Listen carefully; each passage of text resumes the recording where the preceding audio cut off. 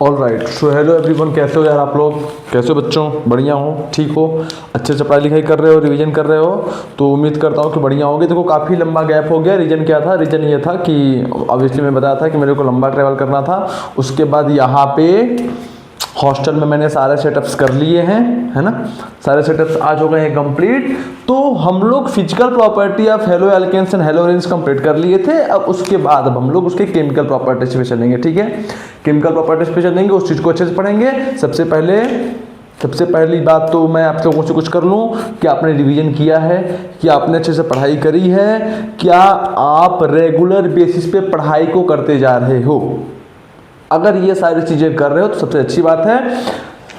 सबसे इंपॉर्टेंट चीज़ ये है कि आप जितनी बार रिवीजन करो उतना आपके लिए बेटर है। रिवीजन हमेशा मैं क्या बोला था, हमेशा रिवीजन लिख लिख के करो। रिवीजन हमेशा कैसे करना है बेटा? हमेशा रिवीजन लिख लिख के करना है। ऐसा नहीं कि ये पेज पलट लिया, ये पेज पलट लिया, ऐसे नहीं काम चलेगा, काम नहीं चलेगा। ऑर्गेनिक केमिस्ट्री में पकड़ बनानी है तो सबसे पहला काम आपको स्टार्ट करना पड़ेगा, रिवीजन को लिख लिख के करना पड़ेगा, है ना। लिख लिख के रिवीजन करते रहो, अच्छे से रिवीजन करो। उसके बाद क्या करो, खूब सारे क्वेश्चन प्रैक्टिस करो। तो कहीं ना कहीं हम लोगों ने सारे फिजिकल प्रॉपर्टीज कंप्लीट कर लिया था, ठीक। उसके बाद हम लोग को करना है केमिकल प्रॉपर्टीज। क्या करना है? Chemical properties. तो फिजिकल प्रॉपर्टी में एक टॉपिक और पूछ सकता है, उसके बारे में मैं जल्दी से यहाँ पे रिकैप दे दूंगा। उसके बाद हम लोग आगे मूव करना शुरू करेंगे केमिकल प्रॉपर्टीज पे। समझ गए बात को? एक सेकेंड रुक जाना, है ना। उसके बाद हम लोग जल्दी से मूव कर जाएंगे केमिकल प्रॉपर्टीज पे। तो फिजिकल प्रॉपर्टी में जो एक टॉपिक हम लोगों को देखना है एक्स्ट्रा, उसको भी हम लोग समझ लेते हैं। तो स्टार्ट करें। तो बेटा मेरा नाम है विपुल पांडे और मैं आप सभी का स्वागत करता हूं आज के लेक्चर में। तो चलिए हम लोग पढ़ना स्टार्ट करते हैं, ठीक है। तो सर ये एक कौन सी बात बच गई थी फिजिकल प्रॉपर्टी में जो आपने नहीं बताया था? अभी बता देता हूं। जैसे अगर तुमसे कोई बंदा क्वेश्चन पूछ ले, तुमसे क्या कर ले, कोई बंदा क्वेश्चन पूछ ले। ये देखते क्वेश्चन क्या है। क्वेश्चन में ये पूछे कि डिफाइन या फिर कंपेयर, या क्या बोले, कंपेयर द स्टेबिलिटी ऑर्डर, है ना। अगर हमको क्या बोल देता है कि हमको स्टेबिलिटी ऑर्डर को क्या करना है, कंपेयर करना है। ऑप्शन दे दिया RF, ऑप्शन बी दे दिया RCl, ऑप्शन सी दे दिया RBr और ऑप्शन डी दे दिया RI। अब मेरे से क्या पूछता है कि बताओ इनमें से कौन बंदा सबसे अधिक स्टेबल है और कौन बंदा सबसे लीस्ट स्टेबल है। तो इन चीजों को हम लोग कैसे कंपेयर करेंगे, यानी कि हम लोग स्टेबिलिटी को कैसे हैंडल करेंगे। चलो सबसे पहले हम लोग कुछ कॉन्सेप्ट्स को रिवाइज करते हैं। क्या आपने केमिकल बॉन्डिंग में एक टॉपिक पढ़ लिया है? टॉपिक में क्या है? स्ट्रॉन्ग बॉन्ड और एक होता है वीक बॉन्ड। दो टाइप के बॉन्ड होते हैं ना, एक होता है स्ट्रॉन्ग बॉन्ड, एक होता है वीक बॉन्ड। सर ये स्ट्रॉन्ग बॉन्ड और वीक बॉन्ड में अंतर क्या है? जो बॉन्ड स्ट्रॉन्ग उसको कह दो स्ट्रॉन्ग बॉन्ड, जो बॉन्ड वीक उसको कह दो वीक बॉन्ड। प्रॉपर बातें नहीं है ये। आप वहां पे जाके स्ट्रॉन्ग बॉन्ड कौन से होते हैं, वीक बॉन्ड कौन से होते हैं देख लेना। अभी मेरा टॉपिक नहीं है, मेरा जितना टॉपिक है मैं उस पर बताता हूं। मैं तुमसे पूछता हूं, मैं तुमसे एक बात पूछता हूं, क्या ये जो बॉन्ड है बेटा, ये जो बॉन्ड होता है, क्या ये बॉन्ड एक type of force of attraction होता है क्या? फोर्स ऑफ अट्रैक्शन को मैं FOA से रिप्रेजेंट करता हूं। ये जो बॉन्ड है, ये जो केमिकल बॉन्ड है, ये एक टाइप का फोर्स ऑफ अट्रैक्शन ही तो है। Chemical bonds are nothing but a type of force of attraction. ये एक फोर्स ऑफ अट्रैक्शन का ही टाइप होता है, हाँ या ना बोलो? हाँ सर बिल्कुल, ये जो केमिकल बॉन्ड्स होते हैं एक टाइप के फोर्स ऑफ अट्रैक्शन होते हैं, है ना। तो सर स्ट्रॉन्ग बॉन्ड कौन से हो गए? स्ट्रॉन्ग बॉन्ड कौन से हो गए? अगर मान लो मेरे पास एक एटम है A और B, मेरे पास एटम्स हैं A और B, इनके बीच में बॉन्ड बना हुआ है, इसको पहले मैं मिटाता हूं। पहले समझो, हमारे पास दो एटम है, एक एटम है A, एक एटम है B। अगर इन दोनों एटम के बीच में लगने वाला फोर्स ऑफ अट्रैक्शन, अगर इन दोनों एटम के बीच का लगने वाला फोर्स ऑफ अट्रैक्शन क्या हो? लगने वाला फोर्स ऑफ अट्रैक्शन क्या हो बेटा? बहुत अधिक स्ट्रांग हो। है ना, या फिर बहुत ज्यादा हो। अगर दो एटम के बीच में जो फोर्स ऑफ अट्रैक्शन लग रहा है अगर वो बहुत ज्यादा है, उस केस में जो बॉन्ड का फॉर्मेशन होगा वो बॉन्ड फॉर्मेशन कैसा होगा? स्ट्रॉन्ग बॉन्ड की कैटेगरी में आएगा। किस बॉन्ड की कैटेगरी में आएगा? स्ट्रॉन्ग बॉन्ड की कैटेगरी में आएगा। किस बॉन्ड की कैटेगरी में आएगा बेटा? स्ट्रॉन्ग बॉन्ड की कैटेगरी में आएगा। चलो अब आगे देखते हैं। मान लो मेरे पास एक दूसरा एटम है C और D, यहां पे हमारे पास C और D एटम्स हैं। समझ में आ गया बात? अब मैं तुमको सिंपल सी बात कहना चाहता हूं कि अगर इन दोनों एटम्स के बीच में लगने वाला जो फोर्स ऑफ अट्रैक्शन है, अगर ये क्या है? वीक है।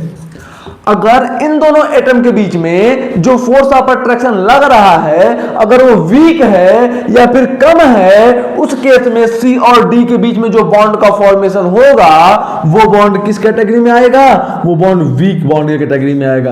किस बॉन्ड की कैटेगरी में आएगा? वीक बॉन्ड की कैटेगरी में आएगा। इसका मतलब क्या? इसका मतलब ये हुआ अगर दो या दो से अधिक एटम के बीच में जो फोर्स ऑफ अट्रैक्शन लग रहा है, अगर वो फोर्स ऑफ अट्रैक्शन स्ट्रांग है, अगर वो फोर्स ऑफ अट्रैक्शन बहुत अधिक है, उस केस में जो बॉन्ड का फॉर्मेशन होगा वो बॉन्ड स्ट्रांग बॉन्ड की कैटेगरी में जाएगा। और अगर उन्हीं दोनों एटम्स के बीच में जो फोर्स ऑफ अट्रैक्शन लग रहा है वो कम है, जो फोर्स ऑफ अट्रैक्शन लग रहा है वो वीक है, उस केस में जो बॉन्ड का फॉर्मेशन होगा वो वीक बॉन्ड की कैटेगरी में जाएगा। क्या ये दोनों बात आपको क्लियर होगी? बोलो हाँ या ना? सर बिल्कुल क्लियर हो गई। इसमें कुछ सोचने वाली बात ही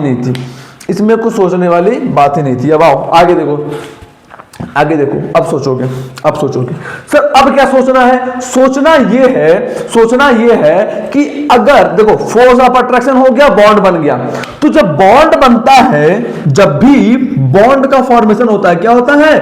बॉन्ड फॉर्मेशन जब भी होता है ना, जब भी हमारा बॉन्ड का क्या होता है बेटा?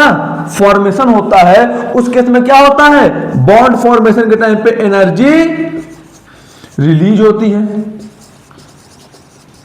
बोलो बॉन्ड फॉर्मेशन के टाइम क्या होता है बेटा? तो बोलोगे कि सर बॉन्ड फॉर्मेशन के टाइम एनर्जी रिलीज होती है। अच्छा तो अगर स्ट्रॉन्ग बॉन्ड फॉर्म हुआ है, अगर जो बॉन्ड फॉर्म हुआ है अगर वो स्ट्रॉन्ग है, उस केस में एनर्जी अधिक रिलीज हुई होगी। अगर स्ट्रॉन्ग बॉन्ड फॉर्म हो रहा है बेटा, इसका मतलब जो हमारा एनर्जी है वो मोर रिलीज हुआ होगा, है ना। स्ट्रॉन्ग बॉन्ड फॉर्मेशन के केस में जो एनर्जी है वो बहुत अधिक रिलीज हुआ होगा, है ना। जब भी स्ट्रॉन्ग बॉन्ड का फॉर्मेशन होता है ज्यादा एनर्जी रिलीज होती है, और जब वीक बॉन्ड का फॉर्मेशन होता है तो लेस एनर्जी रिलीज होती है। यहां पे क्या होगा? तो बोलोगे कि सर यहां पे लेस एनर्जी रिलीज होगा।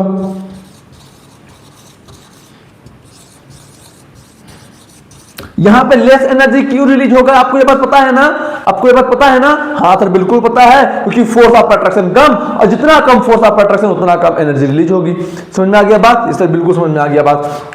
चलो अच्छी बात है। अब आओ आगे देखो। आगे मैं एक पॉइंट लिखता हूं कि जो बॉन्ड स्ट्रेंथ होता है, जो हमारा बॉन्ड स्ट्रेंथ होता है,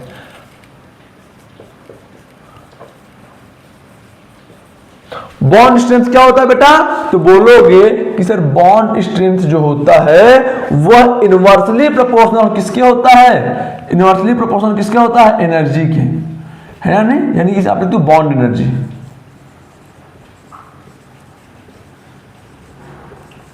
समझ में आया कि जितना अधिक बॉन्ड एनर्जी उतना कम बॉन्ड स्ट्रेंथ, और जितना कम बॉन्ड एनर्जी उतना अधिक बॉन्ड स्ट्रेंथ। समझ में आ गया बात? हाँ सर बिल्कुल समझ में आ गया बात। तो अगर हम लोग ध्यान से देखें, यहाँ पे ध्यान से देखें तो सबसे कम एनर्जी किसकी होगी? तो बोलोगे कि सबसे कम एनर्जी उसकी होगी जिसका बॉन्ड स्ट्रेंथ सबसे अधिक होगा। सबसे कम एनर्जी किसकी होगी? तो आप बोलोगे कि सर सबसे कम एनर्जी उस मॉलिक्यूल की होगी जिसका बॉन्ड स्ट्रेंथ सबसे कम होगा। हाँ या ना बोलो? सबसे कम एनर्जी किसकी होगी? सबसे कम एनर्जी उस मॉलिक्यूल की होगी जिसका बॉन्ड स्ट्रेंथ सबसे अधिक होगा। हाँ या ना बोलो? यस सर, समझ गए। तो अब आओ देखो, सबसे पहले अब हम लोग कंपेयर करेंगे कि बॉन्ड स्ट्रेंथ किसका सबसे अधिक है। तो क्या बोलोगे? सर आर पार्ट सब में कॉमन है, आर वाला पार्ट तो सब में कॉमन है। हाँ बेटा, अब यहाँ पे है फ्लोरीन, यहाँ पे है क्लोरीन, यहाँ पे है ब्रोमीन, यहाँ पे है आयोडीन। ठीक बात है? यस सर, ठीक बात है। तो मुझे अब सिंपल सी बात ये बताओ, क्या यहां से यहां मूव करते वक्त, क्या लेफ्ट से राइट मूव करते वक्त, यहां से यहां मूव करते वक्त हेलोजन का साइज बढ़ रहा है, हाँ या ना? हेलोजन का साइज बढ़ रहा है, हाँ या ना? आपको यह बात मैं बताते बताते थक चुका हूं कि आयोडीन का साइज सबसे बड़ा, फिर ब्रोमीन का, फिर क्लोरीन का, फिर फ्लोरीन का। हाँ सर, पता है। यहां से यहां मूव करते वक्त साइज बढ़ रहा है। अब अगर साइज बढ़ रहा है बेटा, तो क्या बॉन्ड स्ट्रेंथ घट रहा होगा? हाँ सर, क्योंकि बॉन्ड स्ट्रेंथ क्या होता है? इनवर्सली प्रोपोर्शनल होता है साइज के। केमिकल बॉन्डिंग में पढ़ रखा है सर? बिल्कुल पढ़ रखा है। तो मैं तुमसे पूछता हूं कि अब बताओ सबसे अधिक बॉन्ड स्ट्रेंथ किसका होगा? तो आप बोलोगे कि सर RF यानी कि अल्काइल फ्लोराइड का बॉन्ड स्ट्रेंथ सबसे अधिक होगा, फिर RCl का, फिर RBr का, और सबसे कम बॉन्ड स्ट्रेंथ किसका होगा बेटा? सबसे कम बॉन्ड स्ट्रेंथ आप बोल दोगे सर RI का होगा। किसका होगा?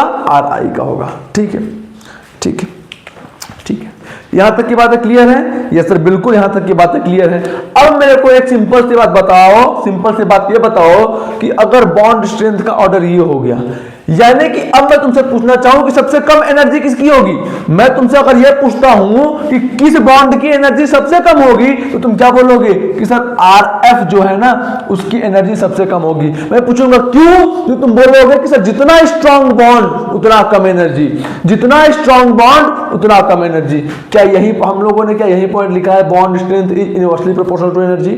सर बिल्कुल, यानी कि जितना स्ट्रॉन्ग बॉन्ड, सबसे स्ट्रॉन्ग बॉन्ड ये है ना सर? बिल्कुल। तो ये बॉन्ड जितना स्ट्रॉन्ग उतना कम एनर्जी। तो मैं तुमसे अगर पूछूं कि बॉन्ड एनर्जी का ऑर्डर बताओ, बॉन्ड एनर्जी का ऑर्डर बताओ, तो क्या बोलोगे कि सर RF का सबसे अधिक होगा। सॉरी, बॉन्ड एनर्जी का मैं अगर तुमसे ऑर्डर पूछता हूं तो तुम क्या बोलोगे कि सर RF का सबसे कम होगा। क्यों?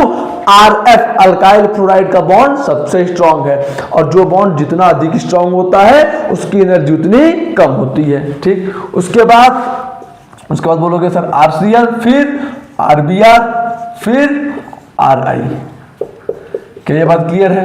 क्या ये बात क्लियर है? बॉन्ड एनर्जी का ऑर्डर क्या होगा? ये होगा। क्यों? क्योंकि सबसे वीक बॉन्ड अल्काइल आयोडाइड का है, सबसे वीक बॉन्ड अल्काइल आयोडाइड का है, तो जो बॉन्ड जितना वीक उसका बॉन्ड एनर्जी उतना अधिक। ठीक है, ठीक है। कोई दिक्कत इसमें? कोई परेशानी इसमें? नो सर, कोई परेशानी नहीं, कोई परेशानी नहीं, कोई परेशानी नहीं। अब आपसे क्या पूछा है? स्टेबिलिटी। क्या पूछा है आपसे क्वेश्चन में? क्या पूछा है? कंपेयर द स्टेबिलिटी ऑर्डर, है ना? पहले इतना लिख लो, पहले इतना लिख लो, इतना लिख लो।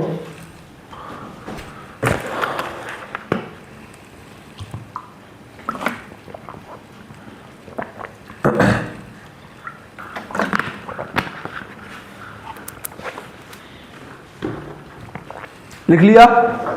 लिख लिया। अब आओ कुछ नीचे से इरेज कर देता हूं।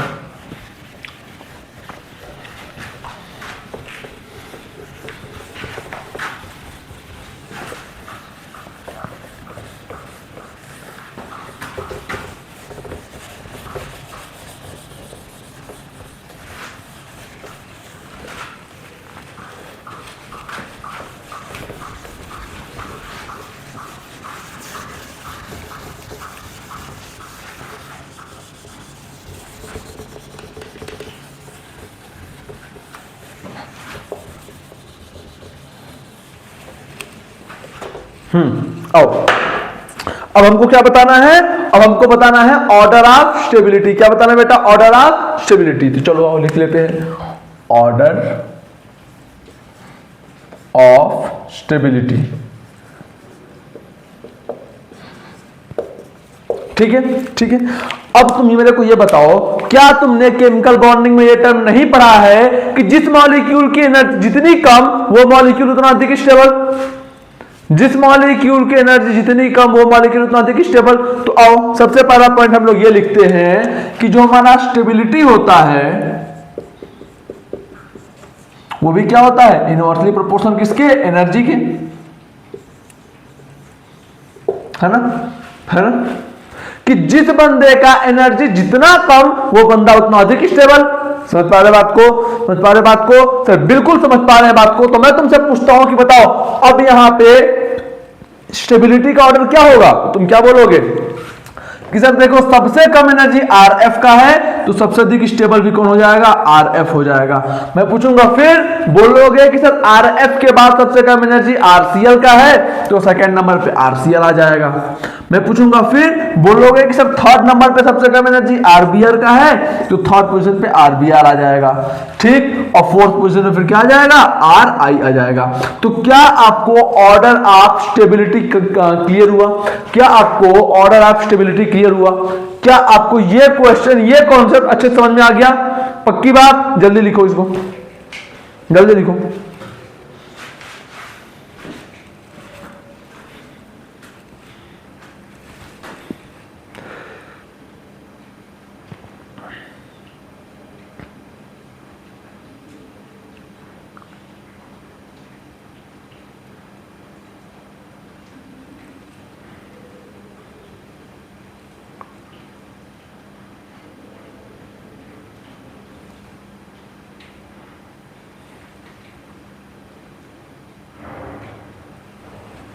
हो गया, हो गया,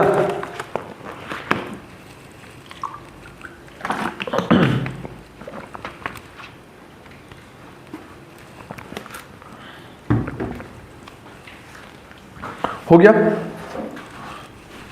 एक मिनट रुकना।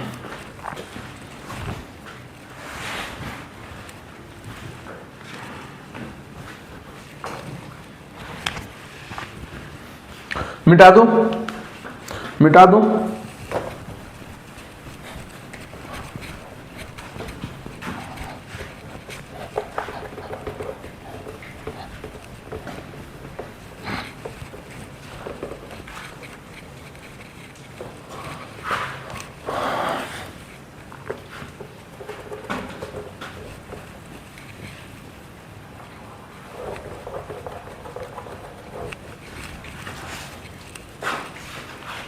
चलो चलो, अगर आपको इतनी बातें क्लियर हो गई तो अब हम लोगों का जो फिजिकल प्रॉपर्टी था हेलोअल्केन्स एंड हेलोजेन्स का वो पूरी तरह से कंप्लीट हो चुका है। और अब हम लोग जंप करते हैं केमिकल प्रॉपर्टीज पे। तो जब हम लोग केमिकल प्रॉपर्टीज ऑफ हेलोअल्केन्स एंड हेलोजेन्स पढ़ना शुरू करते हैं तो सबसे पहले हम लोग क्या पढ़ना शुरू करेंगे बेटा, सबसे पहले हम लोग पढ़ेंगे न्यूक्लियोफिलिक सब्स्टिट्यूशन रिएक्शन। सर ये न्यूक्लियोफिलिक सब्स्टिट्यूशन रिएक्शन होता क्या है, इसको बहुत ही आराम से जी यार तू ठीक से रहना, इसको हम लोग बहुत ही आराम से धीरे धीरे अच्छे से समझते चले जाएंगे, ठीक है। स्टेप बाय स्टेप पढ़ाऊंगा, स्टेप बाय स्टेप समझना। पहले सबसे पहले मैं इसकी डेफिनेशन लिखवा देता हूं, उसके बाद ये कितने टाइप के होते हैं, कैसे होते हैं, क्या होते हैं, सारी चीजों को आसानी से और अच्छे से समझेंगे। तो सबसे पहली बात बेटा ध्यान देना, ध्यान ये देना है कि मैं स्टेप बाय स्टेप कराऊंगा और आपको भी स्टेप बाय स्टेप समझते रहना है। कोई डाउट? चलो आओ जल्दी से, चलो आओ जल्दी से। सबसे पहला काम क्या है, nucleophilic substitution reaction. Nucleophilic substitution reaction, चीजों को समझो। क्या ये जो न्यूक्लियोफिलिक टर्म लिखा है यहां से हमें कुछ न्यूक्लियोफाइल जैसा समझ में आ रहा है क्या? न्यूक्लियोफिलिक से न्यूक्लियोफाइल का कुछ लेना देना है क्या, बताओ?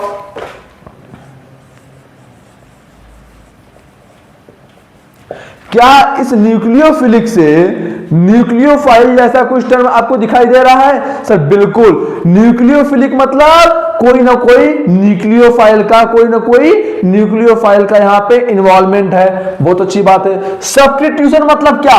सब्स्टिट्यूशन मतलब क्या? सब्स्टिट्यूट करना, हटा देना। सब्स्टिट्यूट करना मतलब हटा देना। तो न्यूक्लियोफाइल क्या करेगा? किसी को सब्स्टिट्यूट करेगा। क्या करेगा? किसी को सब्स्टिट्यूट करेगा। समझ में आया? समझ में आया बात?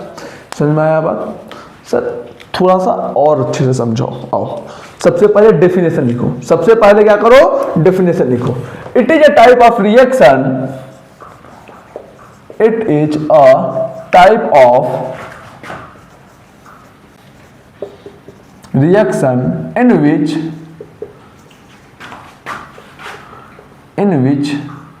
one nucleophile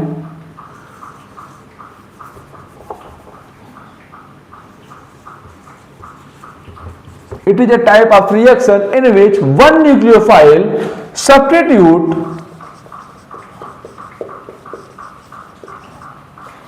another nucleophile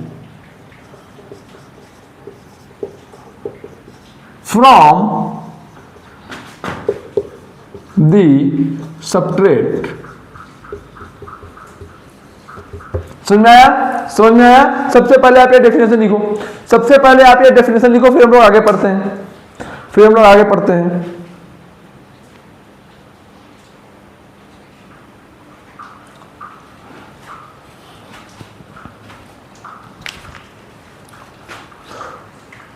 हो गया। चलो आओ आगे देखते हैं। चलो सिंपल सा एक क्वेश्चन पूछता हूं, बताओ ये OH है ना, ये जो है OH जो है, क्या ये एक न्यूक्लियोफाइल है? क्या ये एक न्यूक्लियोफाइल है? बताओ क्या ये एक न्यूक्लियोफाइल है? हाँ या ना बोलो।